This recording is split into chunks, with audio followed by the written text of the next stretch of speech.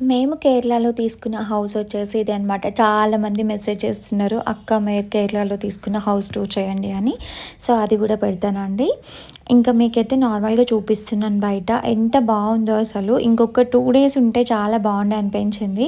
ఎందుకంటే అంత మంచి మంచి సీనరీస్ ఉన్నాయి. మినీ పూల్ కూడా ఇచ్చారనమాట ఇక్కడ. చాలా బావుండే.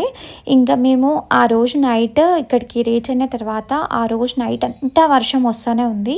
ఇంకా వర్షంలో ఇంత గ్రీనరీని చూస్తూ ఎంజాయ్ చేయడం అంటే ఎంత బావుంటుంది గదా!